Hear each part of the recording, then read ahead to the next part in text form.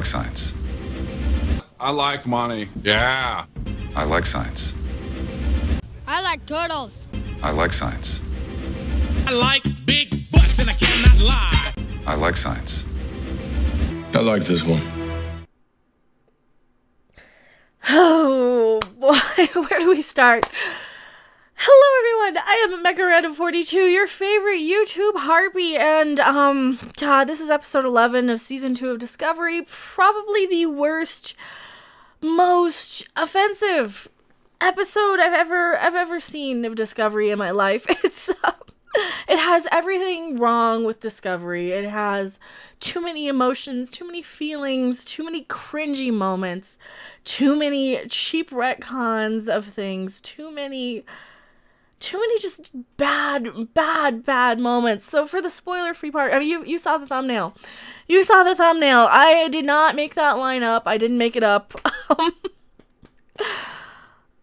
They really turned this into Trek for people who shouldn't or wouldn't like Star Trek, and I don't know how else to describe it.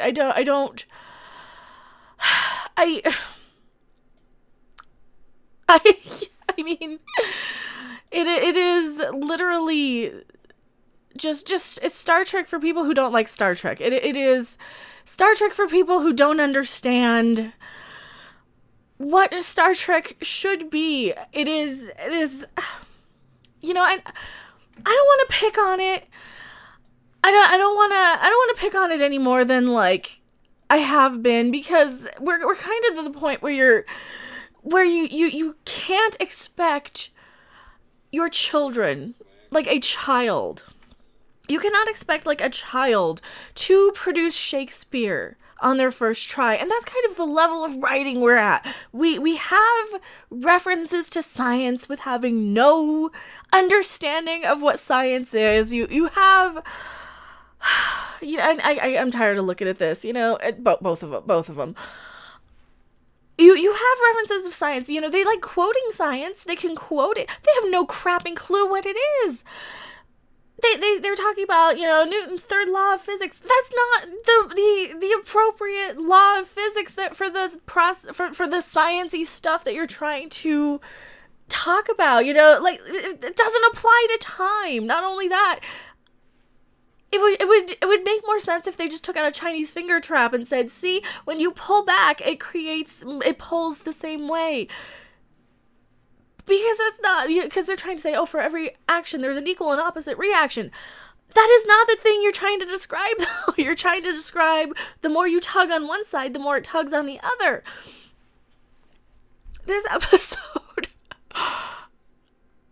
I know, trigger warning, if you really, really love Discovery, full-on trigger warning. It is, I can't watch this for anything other than just to laugh at it at this point. Just for how dumb and idiotic the writing, the acting. There are scenes where the camera starts upside down. Again, this far into the series, right? They're like, oh no, just trust us, have faith. What are you, a freaking cult? What is this, a cult? That's cult speak, right? You're like, oh, just have faith, it'll line up to canon. Just have faith. And they keep sprinkling it throughout the thing. Like it's a buzzword, like it's a cult or something. It is so insufferable and cringy, and I mean, without really even getting into spoilers, you know, this is the spoiler-free section.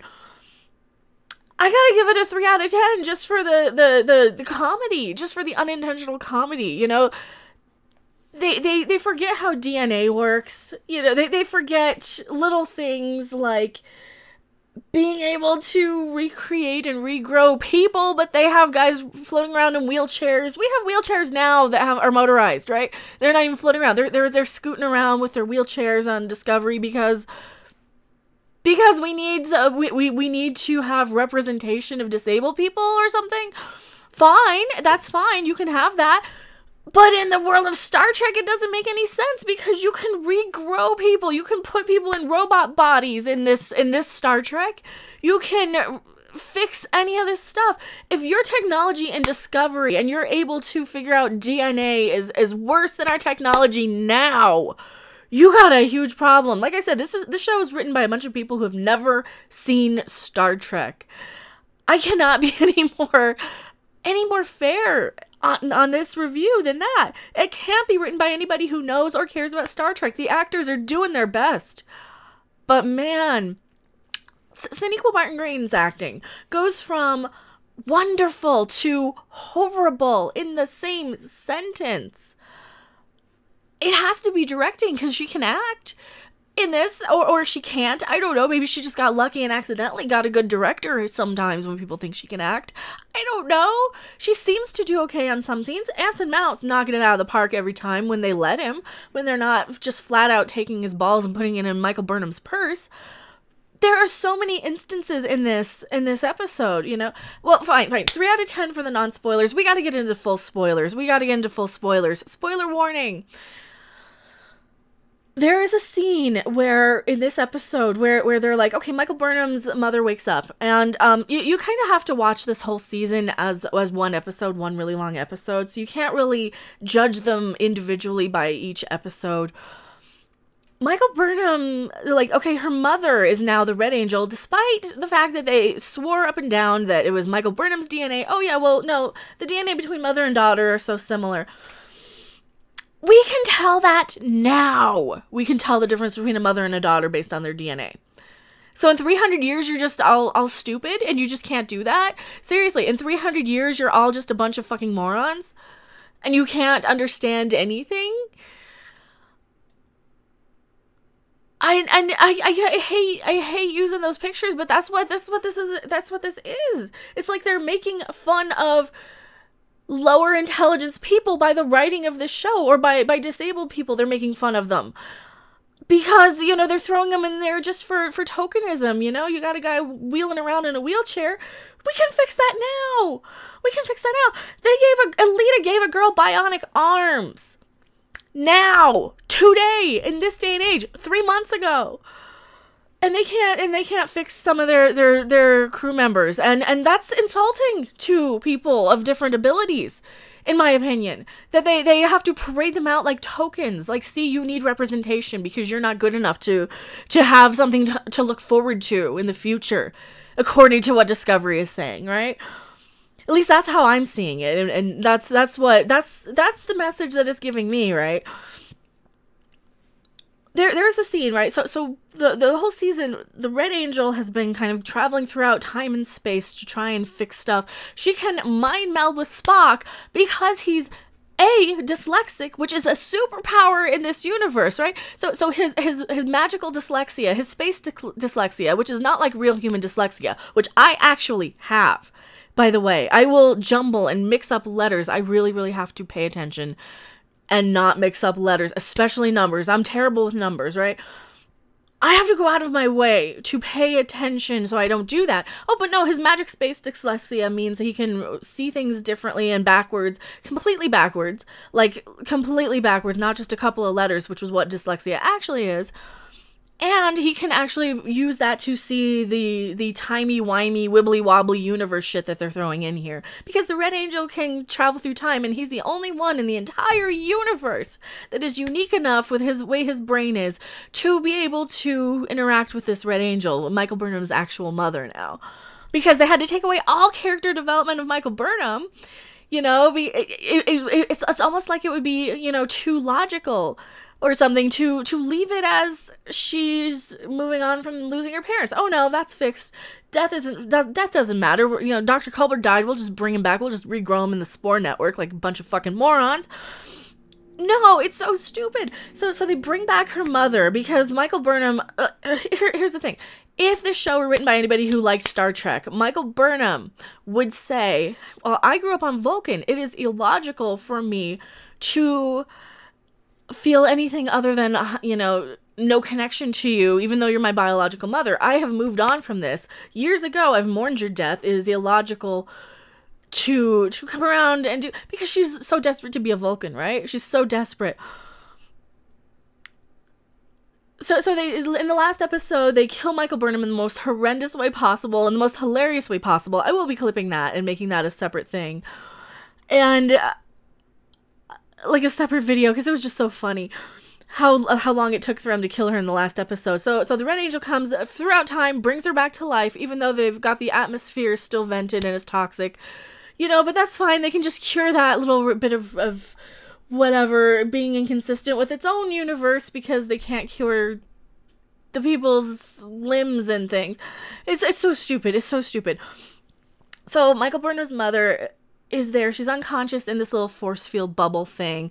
Michael Burnham has to go get treated in sick bay. She wakes up in the most hilarious way ever. She does this, who is it? Where, what? Worst acting I've ever seen in probably Star Trek Discovery's history. And this is a bad show, filled with a lot of bad acting, bad directing, bad writing. When the actors get good direction, I think they're fine. So of course, we can skip ahead a little bit. Once Michael Burnham's mother wakes up, she's like, no, I don't want to see Michael Burnham. Michael Burnham, on the other hand, has something to say about that. But no, okay, we hear that, okay, time is of the essence. We can't keep her here for more than like 40 minutes or so. The Red Angel, Michael Burnham's mother, we can't keep her in our little time space. She gets magnetically sucked back to her own little time because she travels throughout time and sees everything. And it's so ridiculous. It's so ridiculous.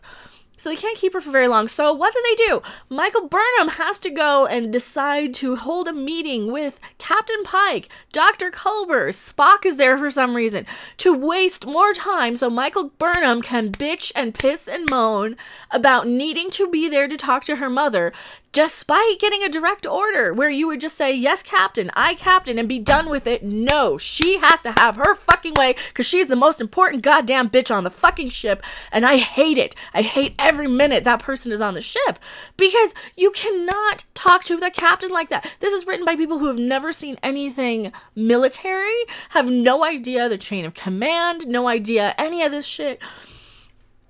So that's part of it. The other part, there's of course Michael Burnham like finally is like, no, I'm not gonna go and see my mother then, because she finally obeys an order.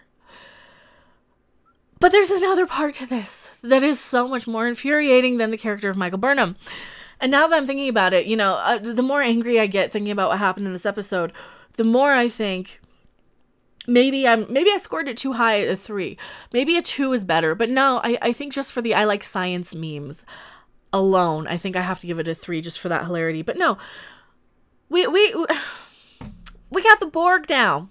They're not calling it the Borg because, 25% different and all that, but we have the freaking Borg. We have this super AI thing, this giant sphere, this AI sphere that needs to keep growing and self-replicating and keep learning, and its mission is to survive, right? It's an AI. It stabbed Leland in the eye last week, the Section 31 agent, who's also, they just have Section 31 kind of tagging along their Section 31 ship like a bunch of knuckleheads or something. It's so stupid. They have their Section 31 ship tagging along, but Leland apparently is talking to the AI. He got stabbed in the eye last week, but no, he's better now because the AI injected him with a bunch of Borg nanoprobes to basically assimilate him into being a perfect interface for the AI to walk and talk and function, even though he's not at all cybernetic. He's just cybernetic on the inside, and he can self-heal like a liquid metal Terminator. They are going full Borg. They're just going full Borg. It is kind of ridiculous. I don't understand how they think that this is okay. How they think that they think this is okay. There's also a funny point where they're like, oh yeah, there's 7,000 ships in Starfleet and blah blah. I thought Starfleet just got out of a war with the Klingons and most of their ships got destroyed. But whatever. It's so they don't pay attention to their own. They haven't watched the show. The writers haven't watched the show. They don't know what the hell's going on. They don't remember what happened last season. Certainly, if they did, we wouldn't get this. What else happened in this episode that I have to... the I like science line. Yeah, that I like science line I think came around when they were trying to figure out... Well, when they were trying to tell us that Newton's for every... Or was it... God. For every action there's an equal and opposite reaction. They're trying to tell us all that stuff. And, because they like science, apparently. And he's like, I like science. It is so cringe. It is so cringe and bad, and it's kind of hilariously bad. I'm trying to remember what else happened in this episode. Oh yeah, so I guess the Section 31 ship's trying to download all the information from the sphere, and I guess they end up uploading all the information to the time suit because the time suit can have infinite storage and infinite data, this Red Angel suit thing that the mother keeps jumping throughout time and space in, and then there's a big kung fu battle between Mirror Emperor Giorgio and Leland, and Leland stabs the Klingon guy, but he's fine. He'll be fine. He'll be back next week, even though he was pretty much dead the way he bled out like that. Like, stab somebody in the stomach and it's pretty much a fatal wound, but whatever. It's Discovery is just a bad show. It is a bad show with a bunch of bad plots and bad science. And it's kind of hilarious. And why do I watch it? So that you guys don't have to. So I can tell you what's wrong with it. So I can tell you what's good about it. What's good about it? It looks like a cinematic. It looks very cinematic. It looks very theatrical. What's bad about it? It's written by a bunch of 5-year-olds who've never seen Star Trek before and probably watched a couple of episodes of Big Bang Theory and think that Sheldon is Spock, because this Spock is very much Sheldon-y. So. Spock, any final words before we end this one? Seriously. I like science. I like money. Yeah. I like science. I like turtles. I like science. I like big butts and I cannot lie. I like science. I like this one. Oh, it's bad. It's bad. Thank you guys so much for watching. I will see you guys on the next video or live stream. Bye!